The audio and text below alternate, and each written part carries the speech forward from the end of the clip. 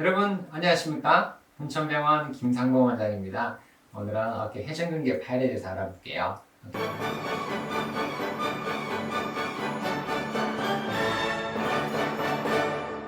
회전근개는 어깨를 움직이는 힘줄이죠. 자, 짝힘이라고 들어보셨어요? 짝힘. 예전 영상이 있었어요. 짝힘. 한 번 더 나온 이유는 이것 때문에 그래요. 버카트 세 가지 운동 모형 때문에 짝힘이 또 튀어나왔어요. 어깨 회전근개가 조그맣게 파열되면 봉합이 됩니다. 좀 커도 봉합이 돼요. 하지만 너무 크면은 봉합이 안 되고, 그런 것을 봉합이 불가능한 광범위 회전근개 파열이라고 이야기하거든요. 그래서 이 짝힘이 존재하는데요. 짝힘은 이전 영상에도 있지만 한 번 더 복습할 거예요. 두 개의 동등하지만 회전축이 반대편에서 동시에 작용하는 반대편 방향의 힘이죠. 시소 아시죠? 시소. 축이 있고 두 명이 똑같이 이렇게 딱 앉아있으면 균형이 맞잖아요. 저울추도 마찬가지예요. 저울추도.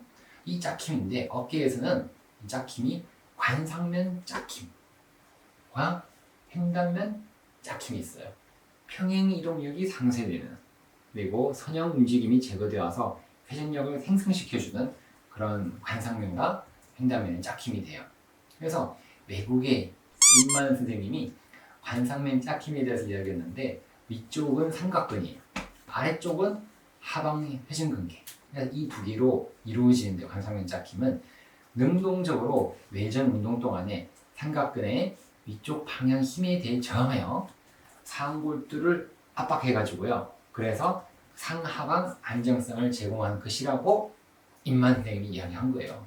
그냥 위아래가 맞다는 거죠. 이렇게. 그래서 상하골두가 위아래를 움직이지 않게끔 잡아주는 것이 관상면 짝힘이 돼요. 그러면 횡단면 짝힘은 반대로 이렇게 되겠죠. 앞뒤로.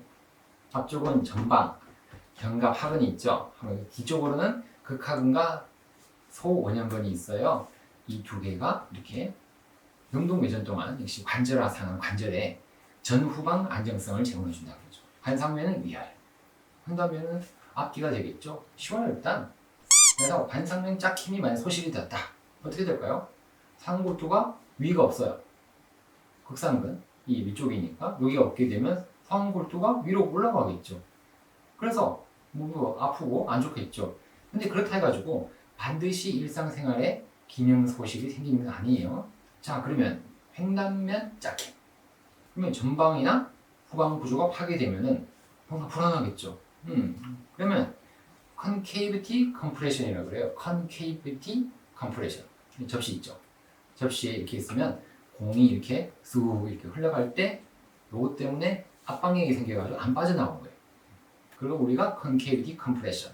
그래서 요것 때문에 만일에 앞과 뒤 중에서 어느 한 개의 구조가 파괴되면 이 컨케이비티 컴프레션 소실이 가지고 오게 되고, 그러면 회전근개 파열 부위로 상골두 전이의 병적 증가나 아탈구가 생긴다. 그러니까 앞으로 빠져나오는 거죠. 그러면서 능동적 외전력이 감소되어서 통증과 기능 소실을 나타나게 된다 라는 것이 횡단면 짝힘의 소실이 돼요. 버카트 선생님이 횡단면 짝힘에 대해서 설명을 하는데, 파열의 크기와 위치가 중요하다 그러면서 광범위 파열 14명을 형광투시 평가를 해가지고 기능에 미치는 영향을 조사를 하셨어요.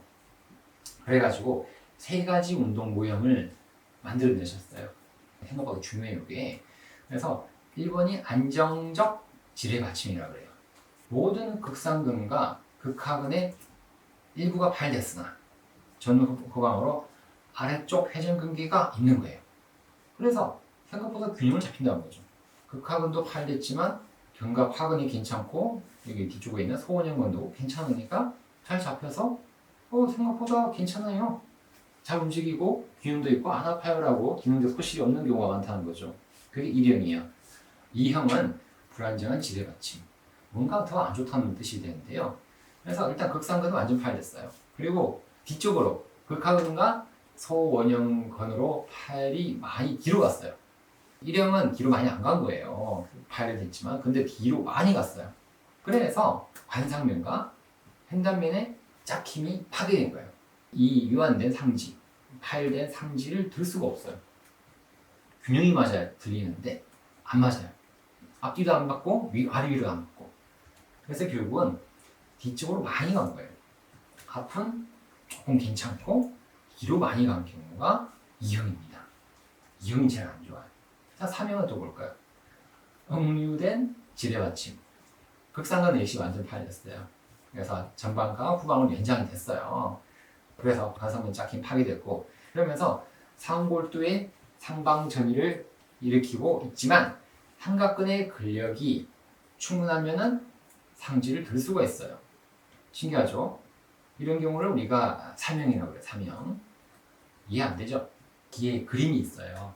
그림 보면 다 이해될 거예요. 그래서 기능적 파열을 버카트 선생님이 이야기했는데, 기능적 파열은 뭐냐면 횡단면 짝힘의 전방과 후방에 중요한 부분을 유지해야 돼요. 횡단면이 중요하거든요. 파열은 상골두 중간 이후로 연장되지 않아야 된다. 자, 그래서 파열은 너무 뒤로 가면 안 돼요. 중간까지 파열이 좀 되고 중요하게 잡혀져 있으면 파열이 심하다 하더라도 이걸 기능적 파열이다. 그래서 이왕이면은 그냥 불안정한 파열보다는 기능적 파열이 낫다 이야기가 되죠. 1형이 낫다. 2형이 제일 안 좋다. 3형은 한 중간 정도가 되겠죠. 우리 영상을 좀 더 볼게요. 간단한 영상이니까 조금만 더 보겠습니다. 짝힘을 이해하려면 정상적인 어깨의 해부학을 알고 있어야 되겠죠. 위쪽에 있는 우리 근육, 힘줄이 극상근이에요. 빨갛게 보이죠? 위쪽에 있고요. 앞쪽에는 요거 견갑하근이에요. 서브 스카프라리스 적어놨죠. 그리고 뒤쪽에는 극하근이라 그러죠. 인프라스피나투스. 그리고 더 밑에는 소원형근, 테레스 마이너 있죠. 이렇게 해서 4개로 구성이 됩니다. 그리고 이 바깥쪽에는 위로 올라가는 회전근개보다 위쪽에 있는 것이 델토이드 삼각근이라고 그러는데요. 여기는 없지만 이렇게 모양이 있어요. 자, 버카트 선생님인데요. 관절경적으로 광범위 파일을 어떻게 깨매는지에 대해서 이렇게 설명을 하신 적도 있죠.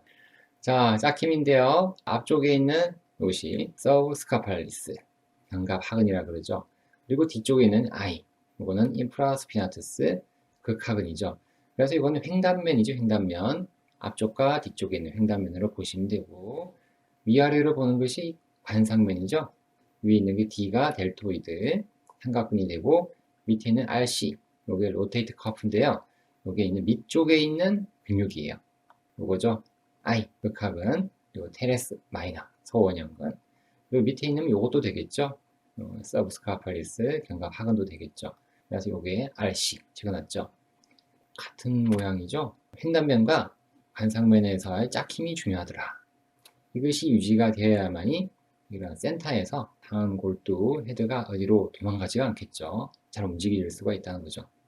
자, 그래서 짝힘이 잘 발휘가 되면요. 휴머럴 헤드 정하죠. 상음 골두가 어디로 안 빠져나가요. 안정적으로 여기 딱 들어와 있죠. 그래야 짝힘이 중요하다라는 그런 개념인데요. 버크하트 선생님이 1형, 2형, 3형 이야기했죠. 1형은 안정적 지뢰 받침이에요. 거의 앞쪽은 괜찮죠. 여기는 다 벗겨졌죠.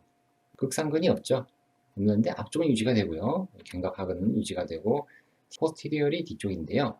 견갑하근이 팔됐죠. 하지만 밑쪽은 좀 남아있죠.